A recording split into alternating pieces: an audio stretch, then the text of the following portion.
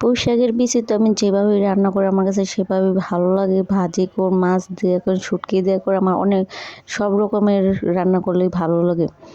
Hello guys, কী অবস্থা? আশা করি সবাই ভালো আছেন, আমিও ভালো আছি। আজকে পুঁই শাকের বিচি দিয়ে শুটকি দিয়ে রান্না করবো। এতদিন তো দেখছেন ভাজি খাইছি, মাছ দিয়ে খাইছি, আজকে শুটকি দিয়ে রান্না করব।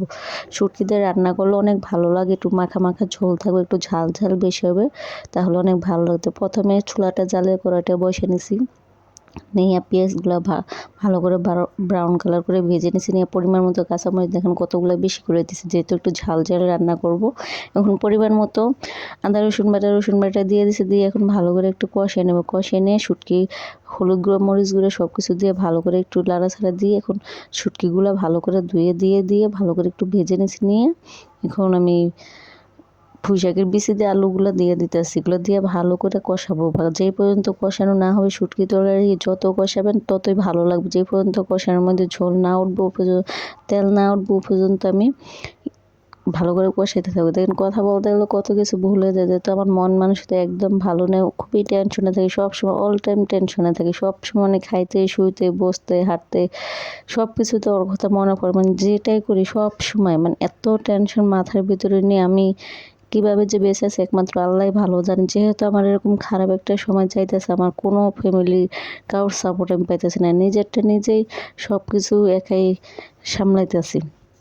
তো যাই হোক, সবার ক্ষেত্রে অনেক কিছু হয়ে যায়, অনেকের বেশি হয়, অনেকের কম হইতে, সেক্ষেত্রে আমার মনে হয় একটু বেশি, যার যার কাছে তারটাই অনেক কিছু, তাই না? কিন্তু যার জীবনে কেউ নেই থেকেও তার মতো এই অভাগী দুনিয়াতে কেউ নেই। তো এখন আমি ভালো করে পুঁই শাকের বিচিগুলো কষে নেব, একটু ঢাকনা দিয়ে ভালো করে একটু কষে নেওয়ার পরে পরিমাণ মতো এখন আমি ঝোল দিয়ে দেবো। যে দেখেন খুব ভালো করে কষানো হয়ে গেছে, এখন আমি পরিমাণ মতো ঝোল দিয়ে দেবো, অল্প করে ঝোল দেবো যাতে একটু মাখো মাখো থাকে, সেই জন্য একটু অল্প করে ঝোল দিয়ে দিছি।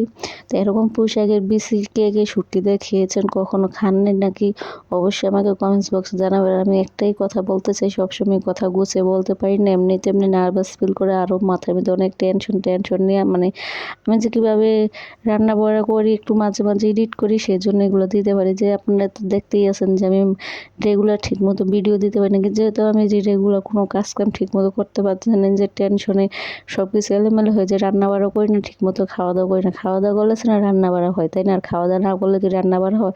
যেহেতু নিজেরটা নিজেকে সামলাতে হয়, সেজন্য মাঝে মাঝে রান্না করা লাগে, বাইরেও সামলা লাগে, ঘরও সামলা লাগে। তা যাই হোক, আমাদের মেয়ে মানুষের মানে জীবনটা এরকমই, আল্লাহ যা করে ভালোর জন্য করে। আর সবাই আমার জন্য দোয়া করেন যাতে আমার ভালোবাসা মানুষটা খুবই শীঘ্রই আমার কাছে চলে আসে। আমি তারা খুব মিস করি, অনেক মিস করি। তো আমার রান্নাটা প্রায় শেষ হয়ে গেছে, এখন আমি এ পর্যন্তই। আল্লাহ হাফেজ।